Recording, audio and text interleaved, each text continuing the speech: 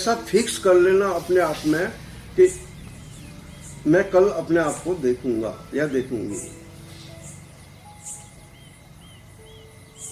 एक दिन प्रयोग करके देख लो इसका, सब कुछ बदलेगा, सब कुछ आपको लगेगा कि दुनिया ही दूसरी होगी। एक अवेयरनेस सुबह की आपको दिन भर उसकी आवृत्ति बढ़ा देगी।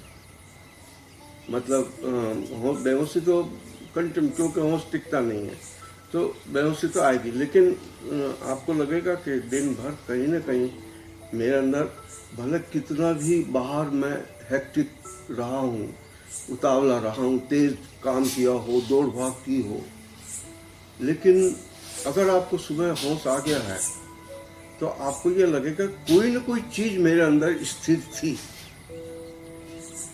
और ये अनुभव अगर आप ढूंढेंगे तो आप में बहुतों को ये होगा कि आप फास्ट काम भी कर रहे हैं, आप उसमें हैं, बेहोश हैं, लेकिन कहीं एक चीज ऐसी है जो होश में है।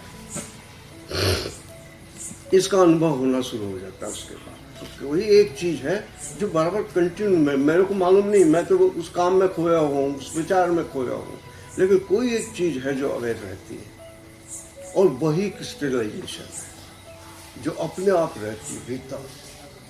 अब जितना ज्यादा मैं बाहर कॉन्शियस रहता हूँ उतनी वो पुष्ट होती है, उसको खुराक मिलती है, उसको प्रैक्टिस मिलती है। बार बार मैं होश में हूँ तो जो मेरा आत्म शरीर है वो आत्म शरीर को बार बार मैं जीने की कोशिश कर रहा हूँ। होश में आ रहा हूँ मतलब क्या हो रहा है, विचारों में गया मतलब मैं उसके अनुसार मेरी आंखें हो जाएंगी, मेरा माइंड हो जाएगा, मेरा चेहरा हो जाएगा। जो थॉट है, अगर गुस्से का थॉट है तो आदमी को देख के पहचान सकते हो किसी न किसी गुस्से के थॉट में चल रहा है आदमी, उसके बाय एक्सप्रेशन से।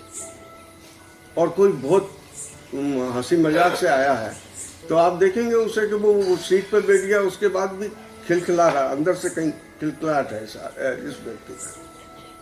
तो अंदर की चीज पूरी की पूरी आपके बाहर अभिव्यक्त होती है, और उसी से हम जान पाते हैं कौन व्यक्ति कैसी नेचर का है, बाहर की जो उसकी आभा है या जो ओरा है उसका। नेगेटिविटी सबसे बुरा ओरा बनाती है। नेगेटिविटी मतलब चिंता, फिक्र, जिम्मेदारी, संबंध, मित्र, ये सब कहाँ से हमें नेगेटिविटी मिलती है, कहाँ से हम हर्ट होते हैं, क्या क्या चीज मुझे बहुत परेशान करती है। वो अगर आप नहीं देखते हैं तो वो आप करते रहते हैं, अनजाने में नाराज होते रहते हैं, खिन्न होते रहते हैं, प्रसन्न होते रहते हैं, पता ही नहीं होता और आप हैं। अगर आपको ये दिखने लग जाए